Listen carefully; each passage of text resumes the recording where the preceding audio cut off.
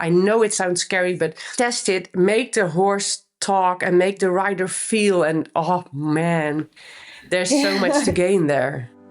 Hi everyone, and thanks for joining me here at SattelPRO, the podcast dedicated to equine professionals and saddle experts. I'm Dr. Maren Bohleber, your saddle scientist.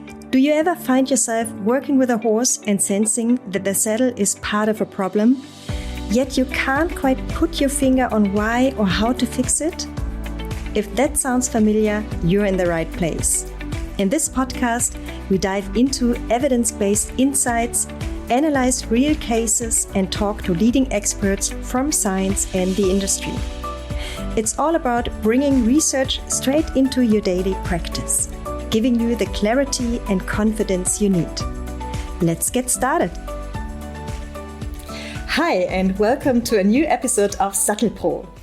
And you already heard it's a little bit different today because I speak in English. The reason for that is I have a very special guest today, Jolanda van der Leeden. She's from the Netherlands. And well, because my Dutch isn't really existent, we decided to speak in English. And Jolanda is a saddle expert and a saddle fitter. And she's the inventor of a very interesting and promising product called TreeClix. This is a device which we will talk about in a moment in detail, which enables us saddle fitters to adjust saddles which are not adjustable. So, Jolanda, I'm very happy that you are joining me today in this episode. Yes, thank you so much for inviting me. And you were talking about your Dutch not being good enough to do the talk, but I think the biggest problem is that my German is not sufficient to do this entire podcast. So, I'm sure you speak more German than I do Dutch because we don't get into that detail. No, that would take too long, probably. So I'm very happy that you're here. And for all the listeners out there and the audience, maybe you want to introduce yourself a little bit. How did you get into saddle fitting? So, okay. Well, without wanting to make this story way too long, started with a pony in the farm that was bought by my dad. So not too much to say about that, but my love for animals and especially horses was founded there. Ever since I've been riding and teaching and doing all kinds of job, looking for things that could really grab my attention or where I could find my fire, so to say. Mm-hmm. And in the end, I was looking for something besides my regular job to do some handcraft. Mm-hmm. And I wanted to be a saddle repair or a saddler. Yeah. And I was looking for a course in that, but that was mandatory to do saddle fitting first. Mm-hmm. I had already been riding and grooming as a job, but always, and I think many listeners can feel into that. My dad told me never to go into the horses. Of course. Because get a real job. Get a real job, exactly. So that was still my goal. And then I started doing the saddle fitting course, and I hated it. Oh, okay. Because I did not understand what they were talking about, because if a horse was naughty or not doing what you asked, you just had to ride him better. Mm-hmm. So that is what I was raised up to. Mm-hmm. And everybody was like, oh yeah, I see difference, or yeah, I feel something. Mm-hmm. And I felt nothing and I saw nothing, I thought. But it took me like a year in saddle fitting school just before the exams that it really clicked. Mm-hmm. And then I really got interested in, it does make a lot of difference. But I think it was also because during saddle fitting school, I didn't get many answers. It was just more like a sense of feeling you should have. And I could not really work with that. Mm-hmm. But then, I did the exams. I aced it, which I didn't expect. Mm-hmm. And then I started to do the repair course as well. And that has been 15 years ago. Oh, yeah. Mm-hmm. And as you, it's too obvious, but I could not let go. And I found my fire in that. And I think it's so interesting. Great. So after that, I started working as a saddle fitter and saddle repair full-time after 1 year of doing it besides my regular job. And after a few years, I went to the Society of Master Saddlers as well to go and do my qualified saddle fitter. And now I'm also a Master Saddle Fitter by the SMS. Excellent. So. Yeah. And this already reflect your intention of, I really liked your sentence you said in the first course, you get a sense or a feeling of how this works, but maybe not really kind of a structured way or an evidence-based way. And I really see how the way you're learning it kind of differs here, that you're getting more into the material and into the topic by trying as much as possible to learn about saddle fitting. Yes, and I think it's so important to understand. And I did not understand. I did not understand what the horse would react to, because he reacts to the saddle, but to what part of the saddle? Does he react to the flock, or to the shape, or to the tree, or the tree? I can go on and on and on, but if I can't pinpoint where the problem is, how can I think of a solution? And this is what has been my longest journey ever in my life, because I'm doing this for 15 years now, and I think I'm only really getting it since the last 3 years. My. But I think, really getting it. I think it. When you don't know about the topic, or if you're a horse owner and you have your saddle fitter on in the stable and fitting the saddle, but if you are not so much into the detailed procedure of fitting, but also all the knowledge around it, it's sometimes hard to believe that it is such a complex topic, right? I mean, we do have 3 different components. We have the horse, we have the rider, and we have the saddle in between. And 2 components are constantly moving, not in the same direction. We cannot control those as well, huh? Right. You have different technical skills, or the horse can be completely different from one appointment to the other, the rider as well, and also the saddle, of course, too. So it's a very complex topic, which already in aesthetic evaluation is very sophisticated, I would say. But then everything is moving yet. So that is so important what you say there, because as a saddle fitter, we can only check saddle fit with a horse in standstill. For the first moment, yes. For the first moment, yes. And of course, after that, you can check it when being ridden. Of course, that's a mandatory part of saddle fitting.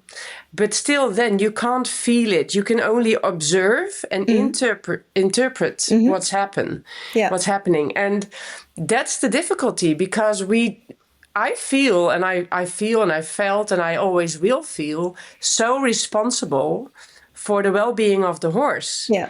And my influence in that, and I think that is something that has kept me awake quite a bit in the first few years of saddle fitting, because even with the best intentions, because my intentions have always been true, I really want to do well for the horse. That's really my first love in life, I think. But not exactly knowing what I was doing, and I didn't neglect getting knowledge, but there just was not more knowledge available at that point. So I did the best I could. But then I have to tell my customer, it's all right like this. He can work pain-free like this. But am I sure? Am I sure to leave like this and to maybe see him in the next year? With all the consequences. I thought that was that scary.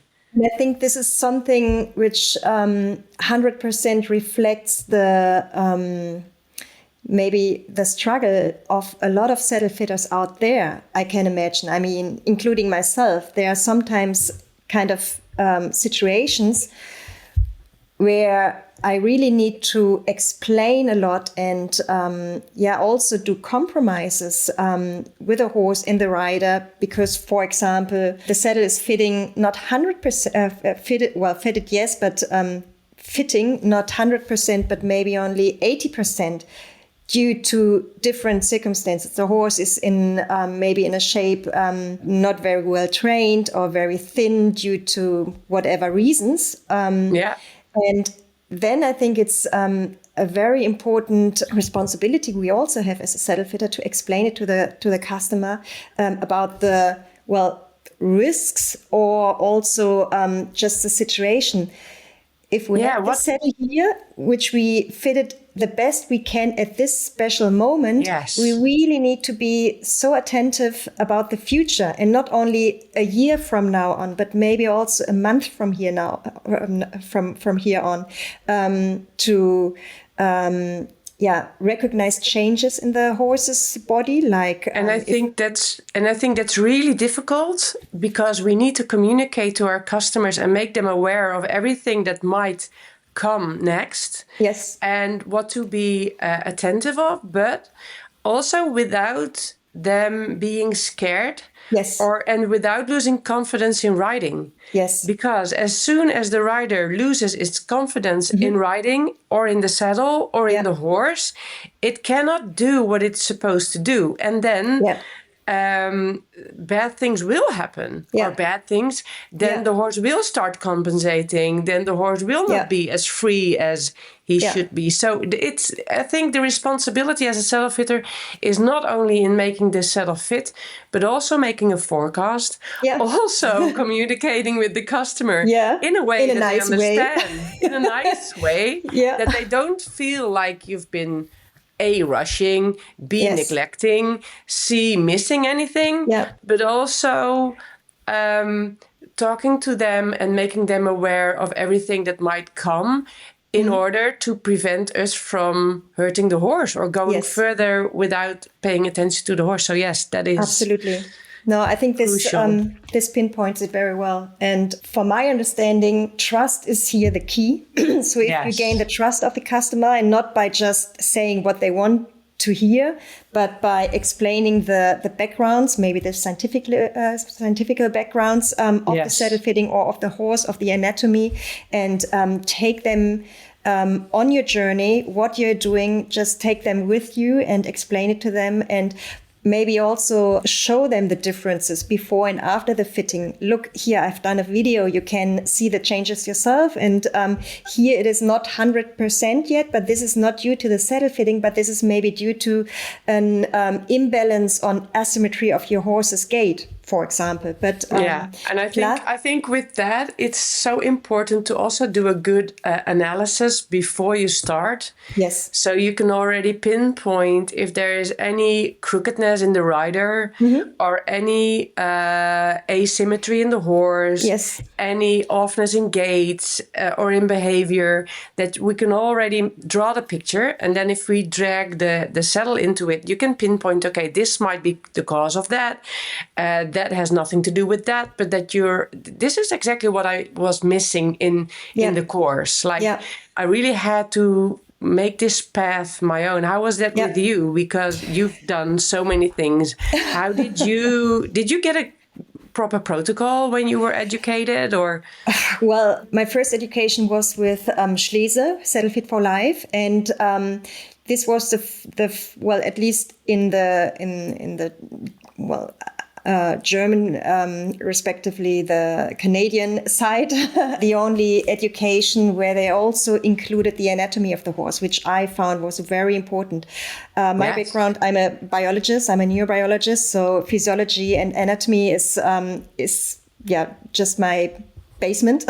I would say you're a hard Plus, being a physiotherapist and osteopath for horses, I know how important the anatomy and biomechanics of the horses also for riding is. And therefore, you cannot really separate the anatomy from the saddle. It needs to be included. And, but it's so funny what you say now, because in our course, we got anatomy of the horse extensively. So it was really, really like, this is the skeleton, this is the muscles, the ligaments, everything. Okay, very nice. But we did not get the anatomy of the saddle. Yes.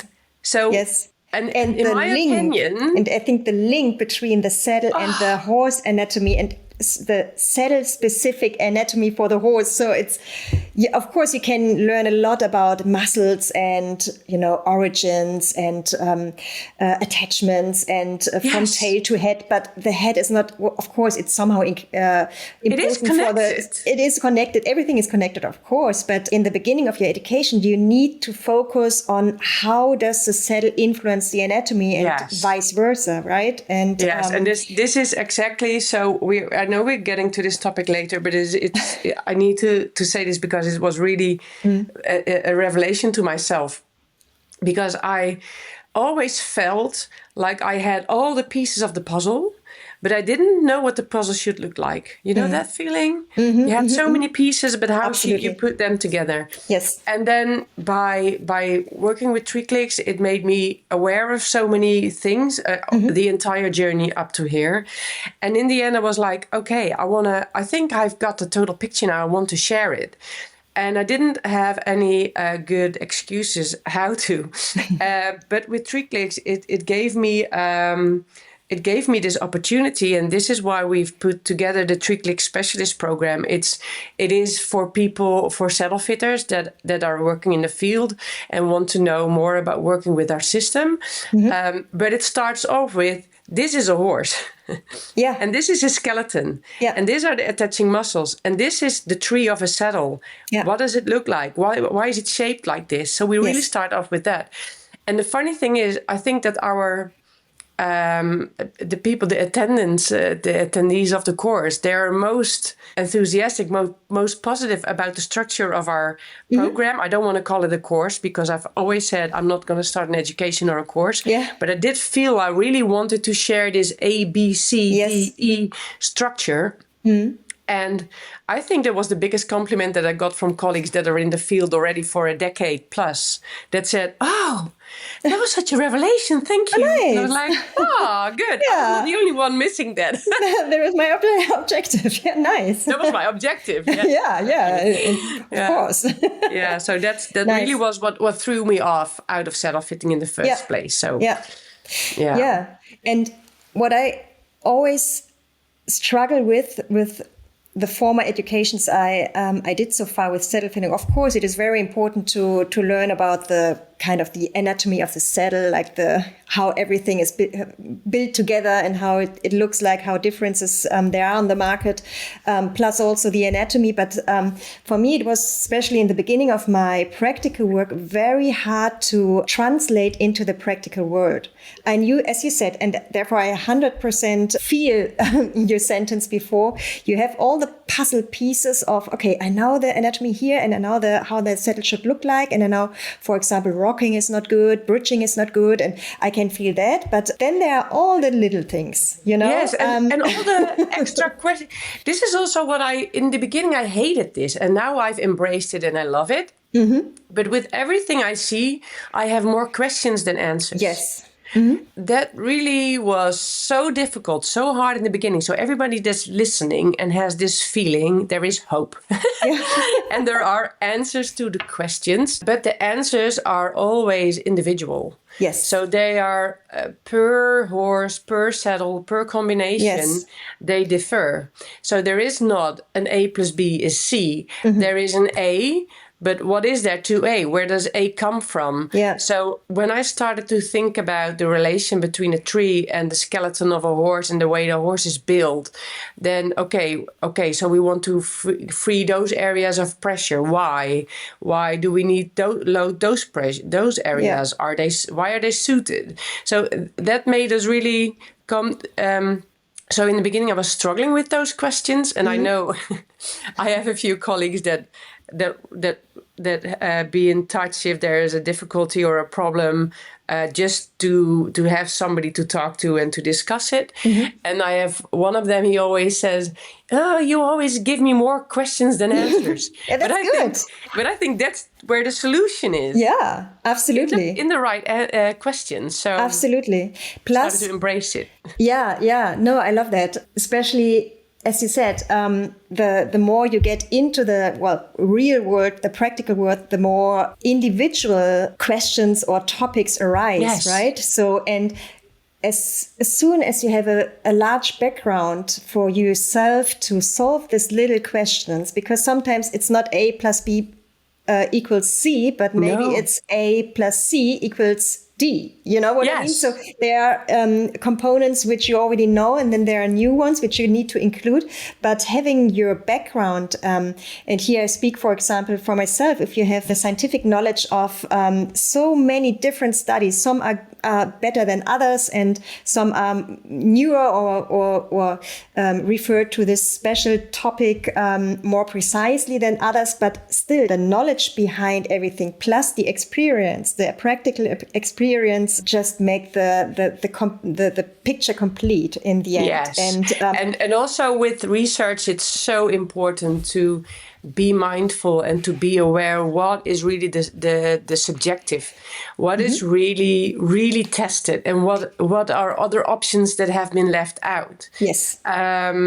Because I love research and I love to read into it, but there's always gaps. Absolutely. There's always more questions. Yeah. And the only thing I would really say is stay curious. Yeah. If you need to want to know more. Yeah. And the easiest way is to make assumptions.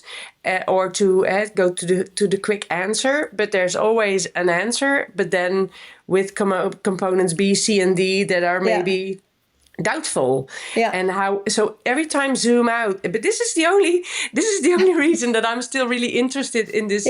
In this field of working, because it is so interesting, and it is so challenging. Yeah. And it's it never ends, right? No, so the it's questions never end. It is. I mean, my favorite answer to the question of a certain problem or a certain question I get from customers or even online.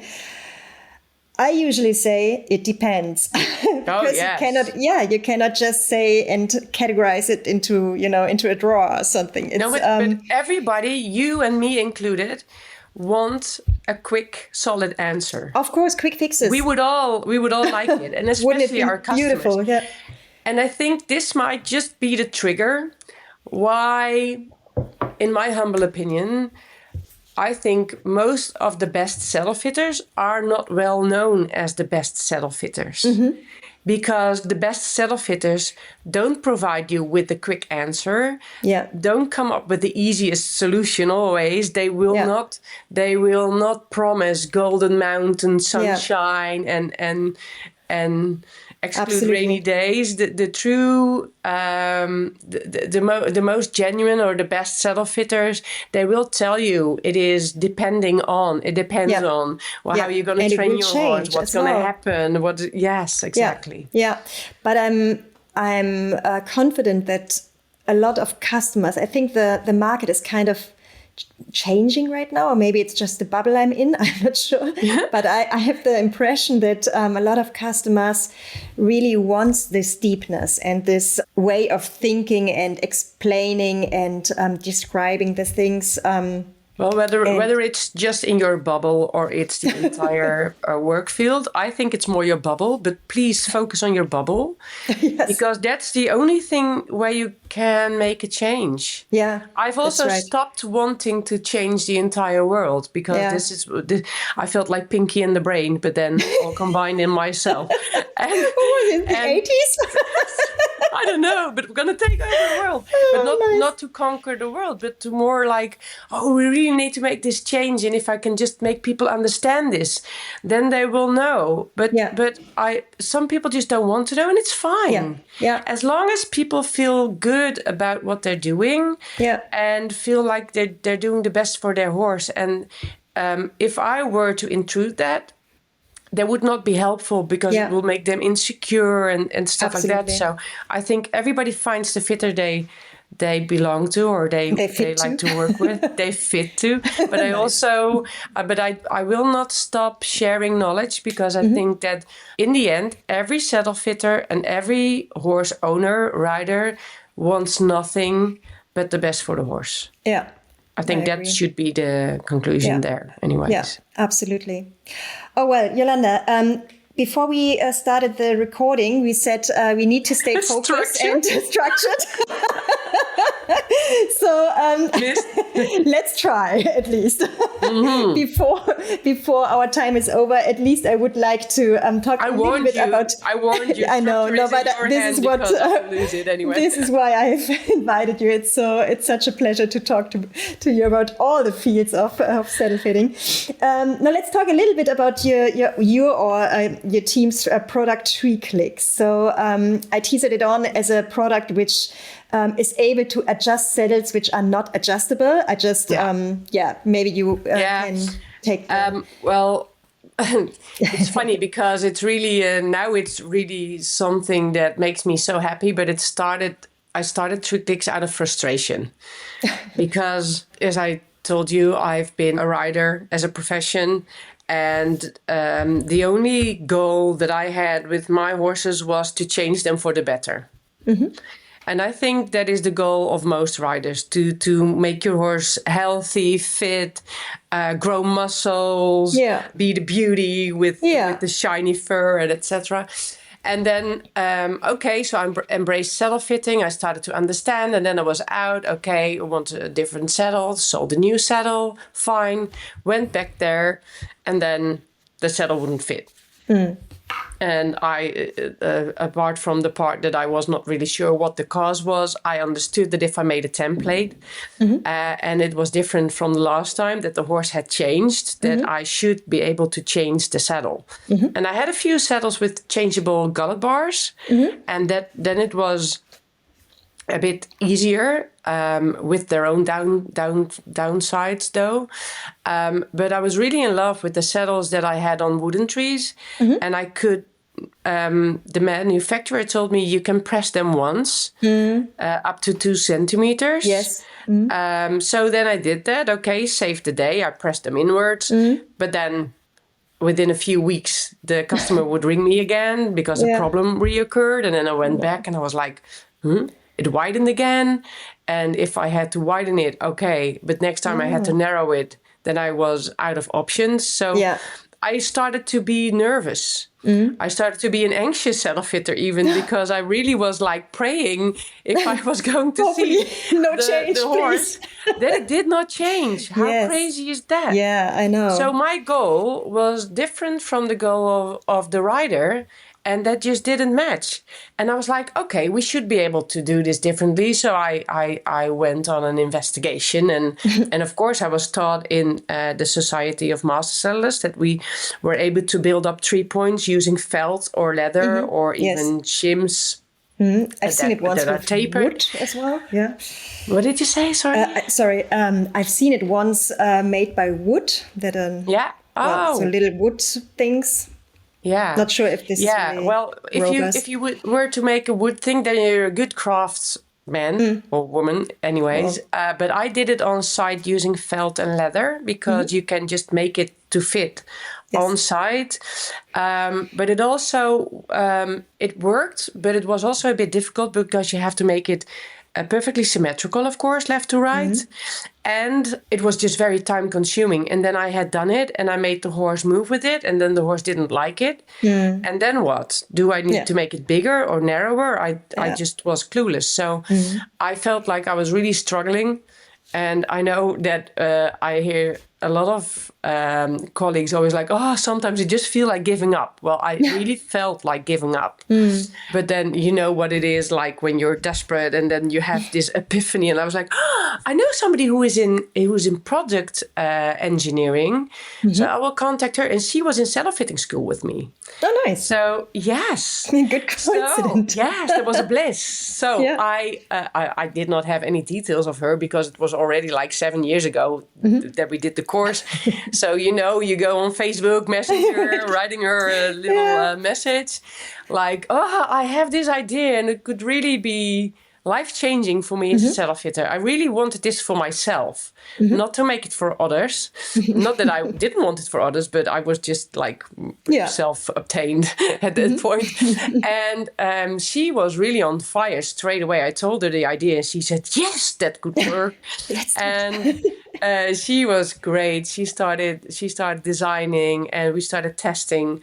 And in the beginning, just started with 3D prints. Yeah, maybe just for all the listeners who are not familiar with your system, just sorry to break in here, No, but just to maybe in just 1-2 sentences, what is TreeClix? How does it look like? Okay, so if there's an imagination behind the product. Yeah, so if you have the tree, the base of the saddle, you really have to see it as a separate part of the saddle, so not the panels included. The panels are like flocked. That's the soft part of the saddle. But the rigid part, the hard part of the saddle, is what divides the weight, the weight of the rider over a large possible area on the horse's back. And then you have 3 points in front. Those are extended parts of the tree, because that's where we have the withers.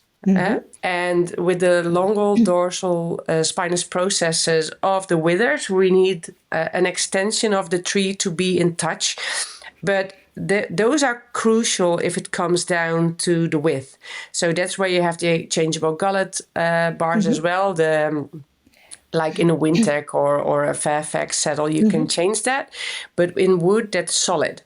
And when you want to narrow the tree, you really want those 3 points to come closer to the horse or further away from the horse, so this, whatever is needed. With this, you change the angle of the gullet? Yes, you change the angle and therefore the width. Yeah. And you can even make 3 points a bit shorter or longer, depending on the gullet plate that's so it's a little kind of piece of, you maybe we have a synthetic bit that you screw onto the tree itself. That's only the basis. That you only install that once. Okay. Because it can stay forever. It's only needing 2 screws aside or 3 screws aside to make it fix. And then we have little wedges, tapered, starting off with 5 millimeters. That's 2.5 millimeters each side. That sounds ridiculously little. No, but together it's already 1 centimeter? No, together it's half a centimeter. So 2.5, sorry. Yeah, so it's 2.5 aside. Sorry. And we will go into this later, but that has been mind-blowing. But so we do it in steps of 5 millimeter that you can narrow the tree. So 5, 10, 50, up to 35. And you can do it in saddles in production or in existing saddles. Okay. So if you've already sold a saddle with a wooden tree and you need to narrow it down, then you can use TreeClix to narrow it down. And you can do this on site during the appointment. Yes, that was basically. Yes, the only thing that you really need is to open up the saddle. And this is what scares off some saddle fitters, because you need to be able to open up the saddle and to close it again. But I've worked with so many saddle fitters now. This is so easily trainable. You can do it in 10 minutes. And even the testing in between, because I really want to test different settings with the horse, which we will discuss later, hopefully as well. I don't want to be off topic again. No. But that is mind-blowing. And you can fix the saddle just like very fast, keeping it closed for the test ride. And without needing a machine for it, because sometimes there's no machine needed. It's only your 2 hands. Yeah. Okay. Yeah. Okay, so I think now everyone is in the picture what TreeClix is about. Yes, and it's so well designed by Fieke. She was amazing in this entire process. And as I said, we started off as a 3D print because it was not a final one. Because if you want to produce it final, it's major costs involved. Yeah, I imagine. You just can't do that for every time you want to change something. So I started using it myself as it was intended in the field for the first 2 years. Under the radar, just seeing what does it fit every tree, where are the flaws, how are the horses reacting to it. I was really following up shortly, so every 8 weeks I was seeing those horses to palpate, to check, to because you had a feeling that, well, when I'm just imagine I screw at the inside of the gullet, I screw a little piece of synthetic material. Yeah. My first impression would be, do I increase maybe the pressure at the tree points? So well, the good thing is that I had been working for 5 years already with felt and leather on 3 points. Yeah. So this made it less scary because I knew that doing that, the horses only improved and improved and improved. And it was already a known procedure for narrowing down trees. Yeah. And the funny thing is that though most riders, and including me when I was a rider and instructor, we believe that horses grow wider in terms of also relating to the saddle. Even though they grow bigger muscles, the change of posture makes them also narrow down. And that's way more often than broadening. And I must say that does depend on breed and what you do with the horse. Yeah. But I mainly work with dressage sport horses. Yes. And that's like a 90, maybe 95% that only narrows down because the posture changes from puberty into a ballerina. It's like they get more elegant, they come up. Yeah.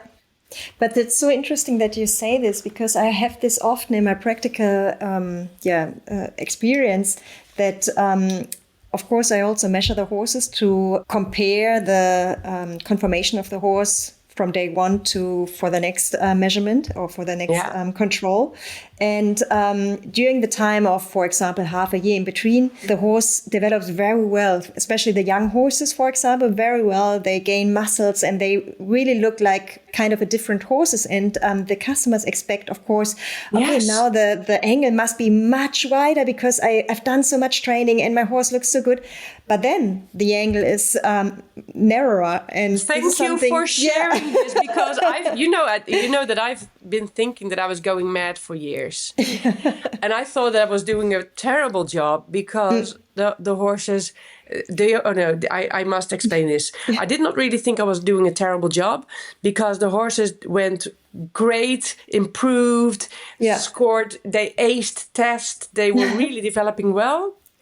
Riders were happy, but the template didn't match that feeling. Yeah. The template didn't widen. And I was taught it should widen in order to do a good job. But it's not. It's the contrary. No, absolutely. And this is something I really 100% agree. It's not always the case. No, nothing is 100%. No. But sometimes, and in a quite large percentage of cases.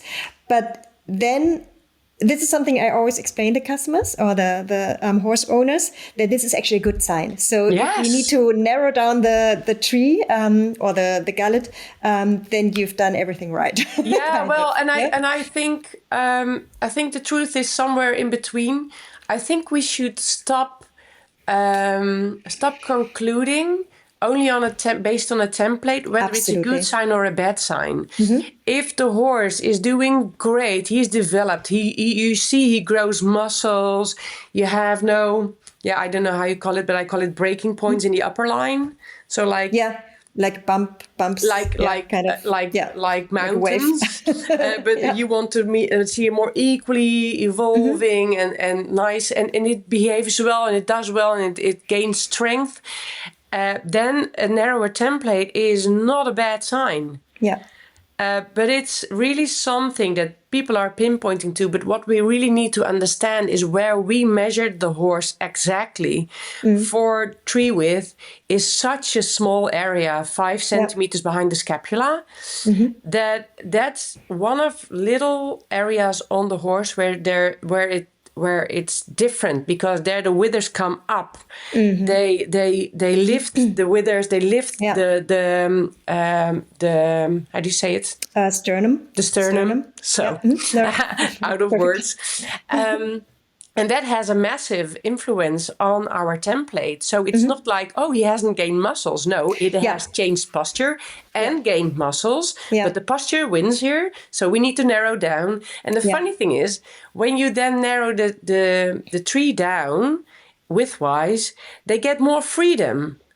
But it's also sometimes more prominent in the head of customers and saddle fitters that if we narrow a tree down, we make them lack clearance, but the clearance increases. So that's also what is really standing out to me. That saddle fitting is sometimes thinking 100% the other way around. It's so different than what I was taught. Yeah, because it's so counterintuitive, I think, especially most of people, including myself in the past, was thinking the wider the better, right? Yes. So we have more space. So like a shoe which is bigger, so my kid has more space, more room in the shoe. But if it's too wide, it will grow into it. Yeah, right. Yes. That's perfect. No, but of course, especially with a kid's shoe, it's maybe a good illustration because, of course, the kid has problems to walk, right? If the shoe is too big. And of course, it will grow in, but at the time it grows into, maybe the shoe is already kind of off. But and also with a shoe, we are not looking for clearance in some areas, maybe the toes. Yeah, the toes should not touch the front. Yeah. Plus, the saddle isn't a system which is completely closed like a shoe, right? No, it's not the best example, maybe, but especially for everybody uses the shoe as an example, so I'm really happy that you do. But this is why I want to emphasize the differences between a shoe and a saddle. And this is why it's so important that we understand the different aspects of a saddle and that we really have a rigid part. So that's the hard piece in the saddle. And I think the hard piece can make a huge difference. So leaving the hard piece out is not the solution. It creates other problems. If we make sure that we set this rigid part of the saddle to the correct settings, whether it's shape-wise, length-wise, width-wise, angle-wise, then it is a blessing. Yeah. But if we don't, it's a huge restriction to the horse. Definitely. Absolutely. Plus, we talked a little bit about measuring and templating the horse. Of course, usually we do this in standing phase, so in a static phase, so which is obviously completely different to a moving horse, to the dynamic phase. I mean, there's already some approaches to at least get into that scientifically and start to... Now I'm interested. Yeah, well, I've just spoken to one scientist. He did a mutual work with a tree company, so a company generating trees, and they had a very sophisticated approach to dynamically capture the horse in movement, especially the back in movement, and on this basement they build the tree. And this is something I'm completely eager, and I already invited him to a podcast. So I hope I'm also very interested, especially because it's so, again, even though I think you can do a research with 100 horses from standstill into movement, they will differ individually. Absolutely. Hugely. And this is why, for me, with TreeClix, what it has really taught me, because we have only steps of 5mm adjustments, and I've taught myself a way of opening and closing saddles that is very fast. And besides that, I'm talking to manufacturers for them to make saddles that enable saddle fitters to access the tree. Because apart from, of course, my thought about using TreeClix, but I think apart from that, it's our responsibility to check the inside of a saddle every time we check a saddle, because we don't know what's happening inside. Yeah. So we should be able to drop the panels, to check the tree. How is it still solid? Is nothing sticking out? Is nothing hurting the horse? Because that is really, really the most important thing that we should be able to tell the customer if we leave. Your saddle is good to go. Right, it's not broken. Exactly. But coming back to this topic of static to dynamic saddle fitting, the thing we do in a standstill is to make the best calculation we possibly can with the standstill. And then we go see what it does when being ridden. Yeah. So when the panels are there, when the rider is on top, when the horse has the bridle in and the bit and he has to do what is asked from him, how does this work? And when I was saddle fitting before I had TreeClix, I was looking, is this horse pain-free at this point? Okay, it looks pain-free, I'm good to go. The horse is okay, the rider is happy, I'm good to go. What I do nowadays is that I have a calculation on, okay, I would like this setting to be the starting point. I make the combination right. I do the same examination as I used to do. Does it look good? But then I go one step further. And for me, that's always narrowing down. I understand that sometimes that has a feel to some saddles, like narrowing down, but really trust me, yes, I do 5 millimeters more narrowing down, and I observe again. And I ask for the feedback of the rider, of course also for the horse, but it will give it anyway. And I observe, do I get more wither lift? Do I get a softer back? Do I get more hind leg protraction? Is he faster? How is the front leg? How is he on the bit? How is the balance? Oh, it improved. And then what?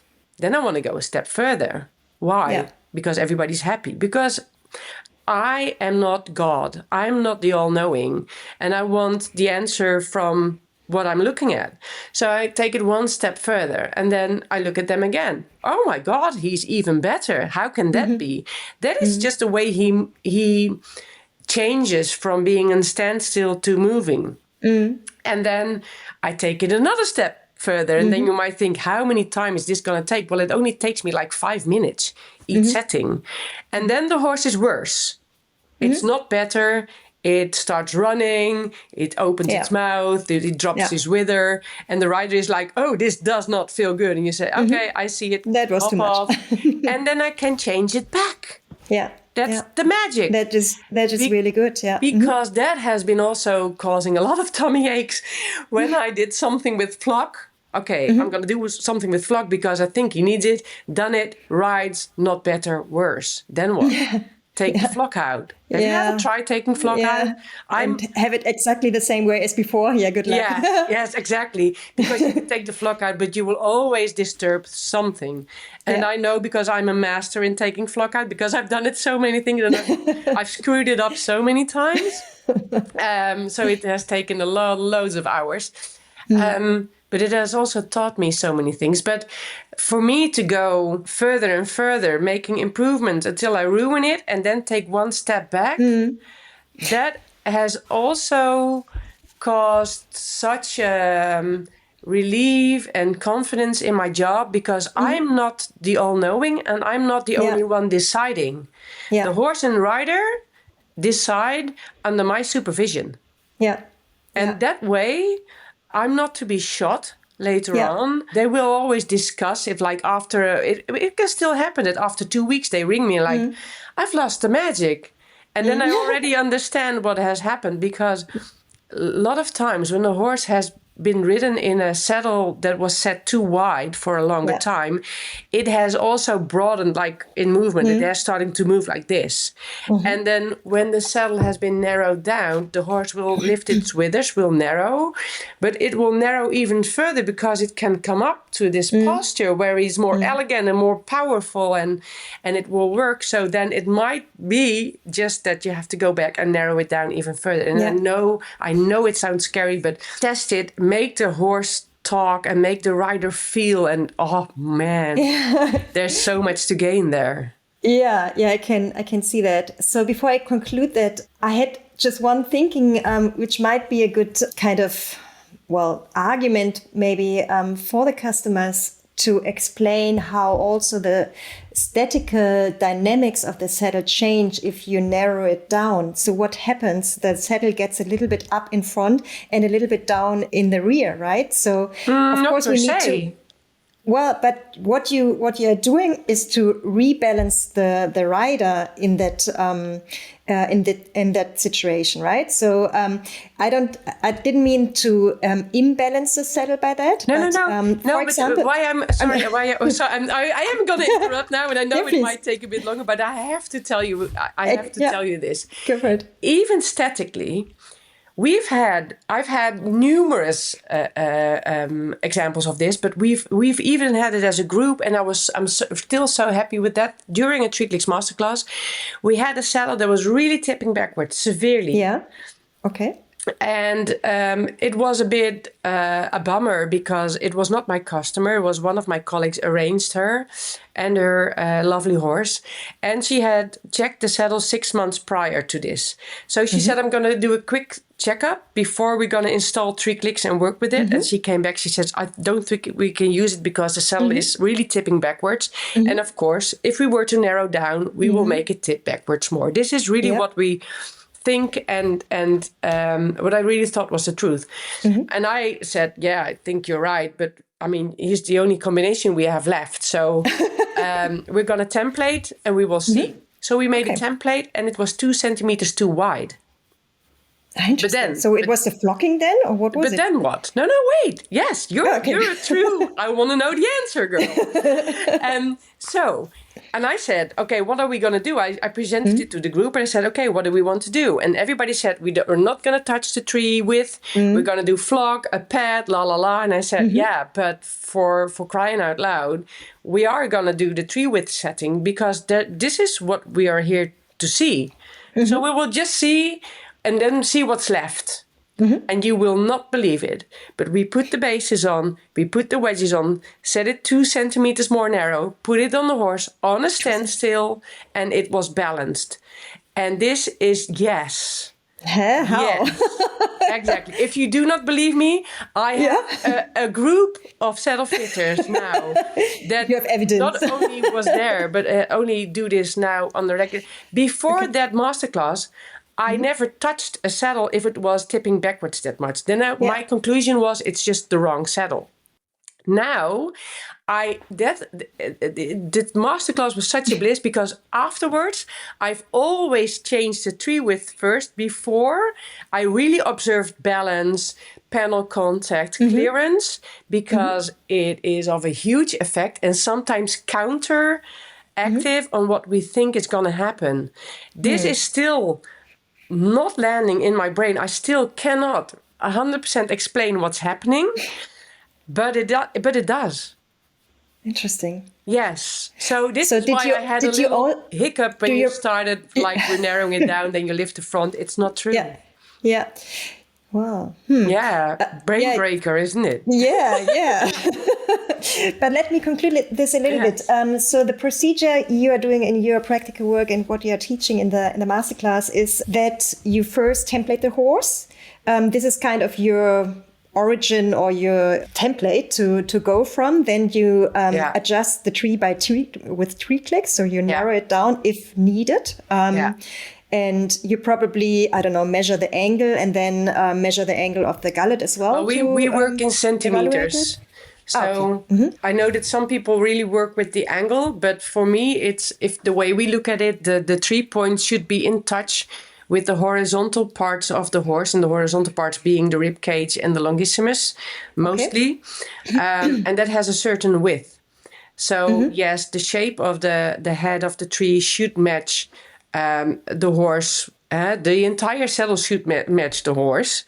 But then with changing the tree width in centimeters, you do a calculation on your template and then you set it to the correct width on paper, paper knowledge, and then you start testing live. So then you get practice. Yeah, so testing. That would be the next step you explained before, that you're testing it. And in the end, the testing is the orientation or the final orientation. So even if the template says, 1 centimeter narrower, if it's not matching with a dynamic evaluation, you will orientate yourself on the because result. Like we said, every horse is individual and they might just have a static pose.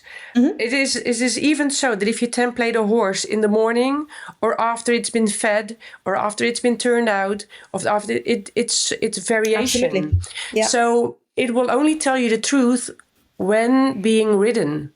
So I think it's a huge lack if we only fit statically, because it's then we're only looking at the horse at that moment. But I want to see what the horse does when it starts moving, because it will change posture, it will change everything when the rider is on it. So the it's only my entrance, it's only really my starting point, and I always assume that I might need to go narrower than what I calculate anyway, because I know the way I template, and that's also a big topic. The way I template is not the way you template. Yeah, I would like to do a template competition with you, a contest. Who's templating? Yeah, and I mean, I had this discussion with so many saddle fitters already, but I think, again, there's no true and false, right? No, the thing is how we handle it in the complete procedure. So why are we templating?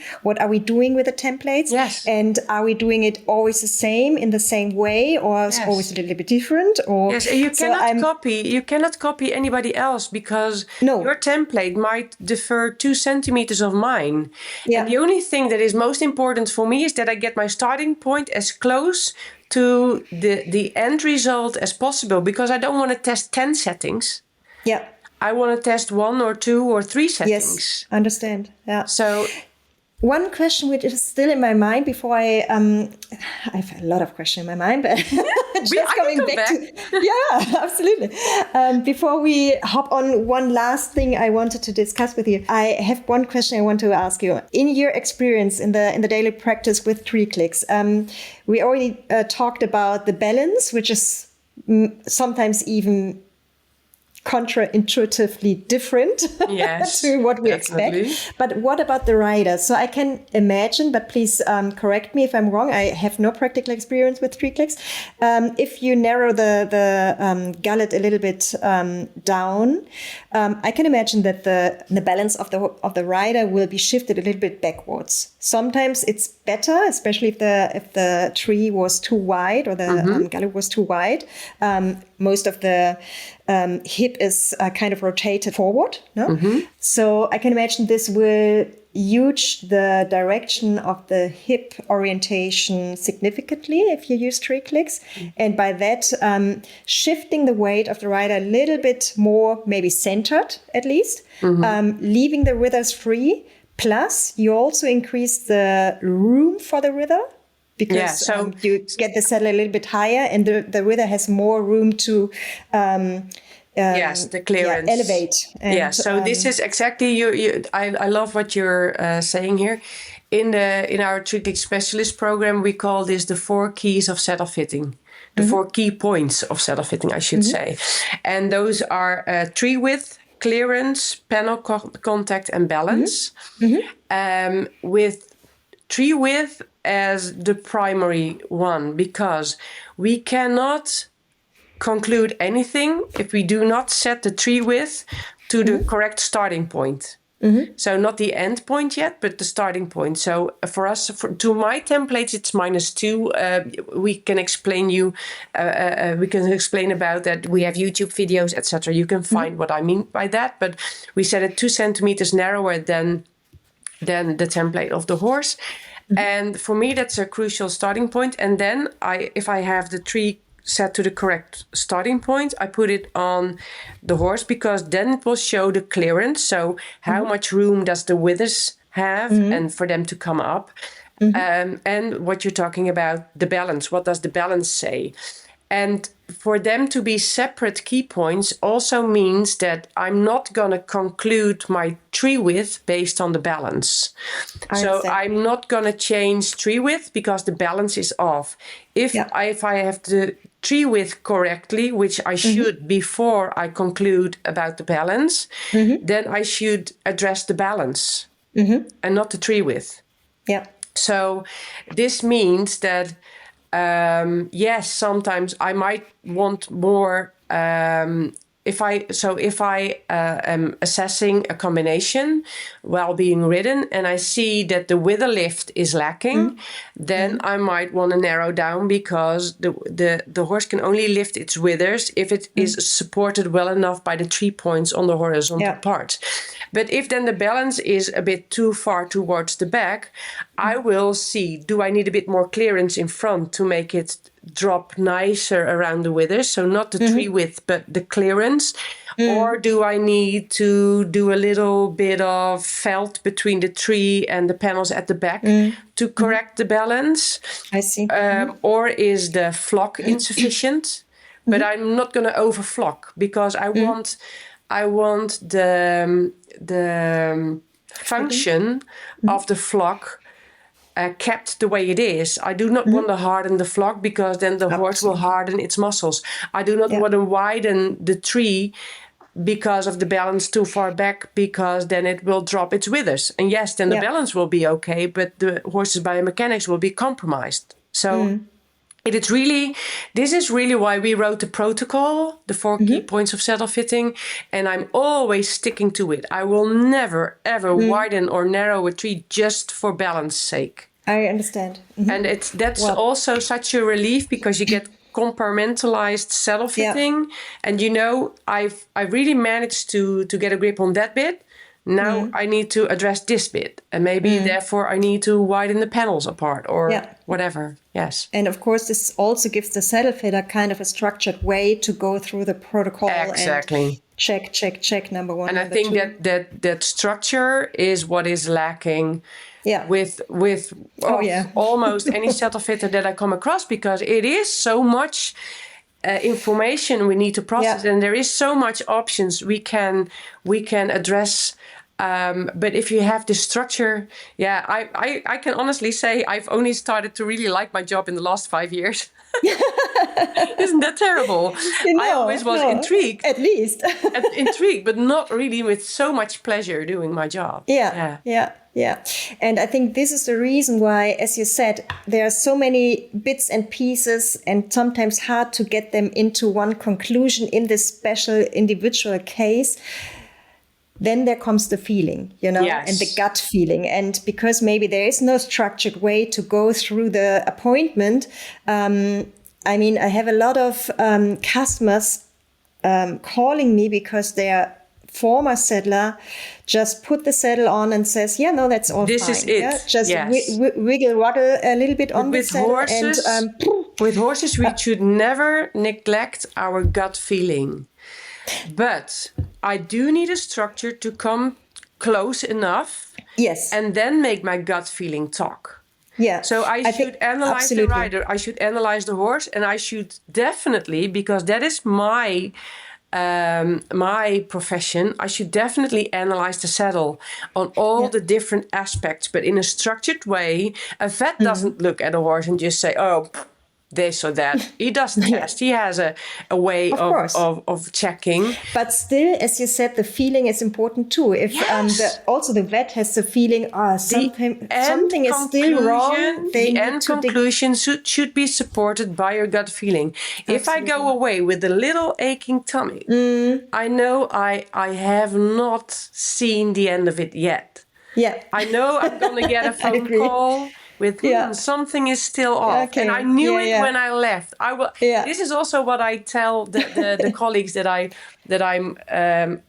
contacting with a lot of times. This is what we discuss. Never leave when it doesn't feel like it's 100% concluded. Or tell it to your customer. Yes. This is still my feeling. Please be aware. Contact me whenever, la-di-da. Yeah, yes. No, absolutely. I think to be transparent about this feeling is so important for the customer, to building the trust, to say what you are feeling in the end. But after you did this, detailed analysis and explaining and everything. So, 100% agree. You cannot really separate knowledge, practical experience, and feeling. Feeling is needed to be included as well. But if you go on 100% feeling, it's like looking in the universe, looking in space and trying to find the right star without any knowledge. You will not find it. Absolutely. So. No, I 100% agree. I have one little last question, because I can imagine that this might be always an open question, thinking about your system or the TreeClix system, because it is made for narrowing down the gullet, right? So you're already smiling. Okay, I can imagine this question arises a lot of times already.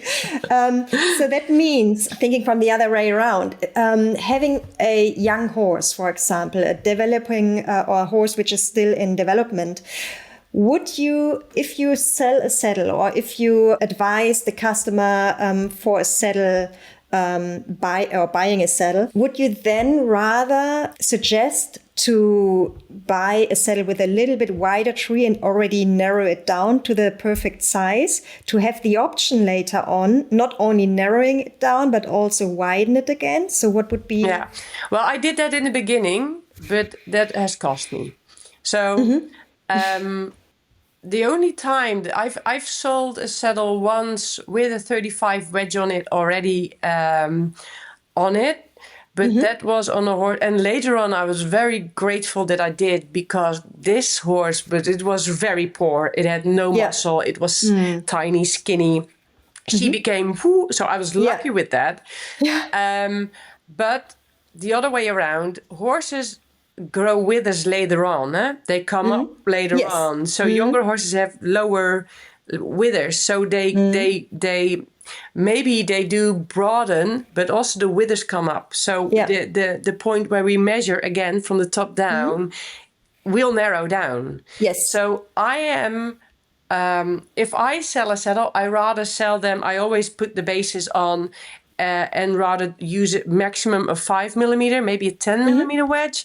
But that's only if they lack muscles already a bit. If you think, it really needs to gain. Understand. But otherwise, I'm really in favor of just setting it to the correct width and then changing later with the TreeClix. Because on the other hand, if you were to face a horse that widens, you can widen a saddle tree up to 2 centimeters. Guilt-free, kind of. But if you... But only once, right? Once or twice, once. Maybe. But why can't we do that with narrowing down? Well, if you narrow down, the inside-out pressure from the horse in the saddle will make it widen within 2 to 3 to 4 weeks. If you don't believe me, please narrow a tree down on the press. But then... You mean a wooden tree? Or? Yeah, wooden tree. But if you then were to do that, you do need to plan a checkup after 4 weeks, because otherwise you will hurt the horse, because I can promise you the tree will widen. Interesting. Yeah, that is, interesting. It had been really painful to come across that, because I've done it so many times and I had to go back so many times, and I didn't understand why, because the manufacturer kept saying, no, it's no problem.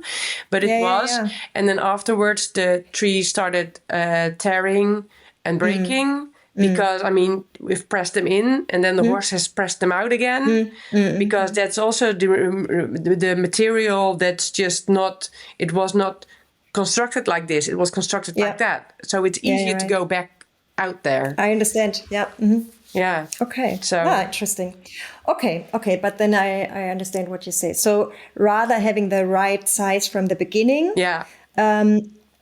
Unless the horse is a little bit weak in muscle volume, for example, and you expect that it will grow anyway because of the nutritional status or whatever. Then it might be wiser to have a bit wider, but normally I would say no, go for it regular. Okay, that's a good tip.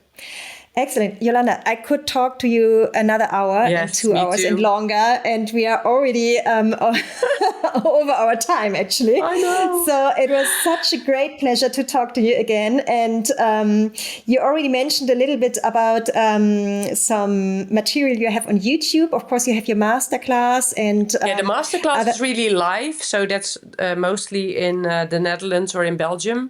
If there's enough requests, we could also do Germany, because that's not that far away. But that's really live with horses and riders. Very interesting, but I think more accessible is YouTube videos. And we have on our website the TreeClix Specialist Program. That's an 8-week online course, only for experienced saddle fitters or saddle fitters that work in the field already, because you have to do assignments also with horses and saddles, opening up, closing, testing. And we get together every 2 weeks online, small groups, maximum of 10. And we talk about what have you been doing, experienced, come across. And it's open for everybody in a sense of we do not want to tell you the way it is.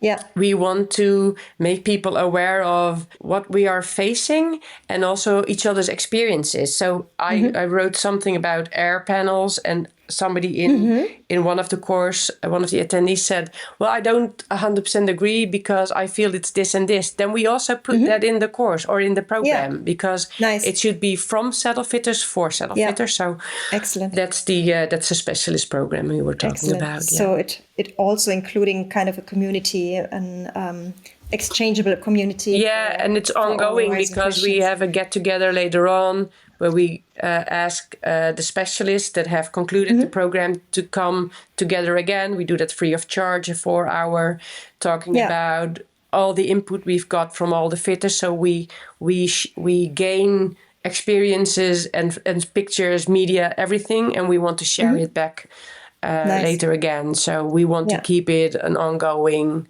inspirational platform, actually. That sounds interesting, to have the online format as practical as possible. Yes. Kind of. Oh, that's that's a well. Yeah, thank you can you. have it. Thank you. Yeah, and you started a podcast as well, right? Oh, yes. We did the first recordings now, so you're going to be one of my victims to get in there because we will not be able to start talking. But yes, that will start somewhere in 2026 as well. Yeah. Great. This is so cool. Yeah, I will, of course, pop everything down to the show notes. So all the ways how to get in contact with you, how to get more information and material. And I'm sure there are a lot of listeners who are very eager, not only about the system, but also about all the knowledge you're sharing. Yeah, they're more than welcome to visit. Yeah. Definitely. Yeah. Yolanda, I'm so happy that we had the chance to meet and to talk about this, well, I think, very important topic of saddle fitting. Yes, major. Yeah, I'm sure this was not the last time we're talking. Hopefully not. Yeah. Hopefully not. Thank you so much for your time. Thank you so much for inviting me. Yeah, and let's hear again another time. I'm very looking forward to that. Me too, thank you. Yeah, thank you so much. And for all listeners out there, again, if you want to get in contact with Jolanda, you find all the information in the show notes. And I'm very happy for having you the next time when we are having another episode of SattelPRO. Goodbye.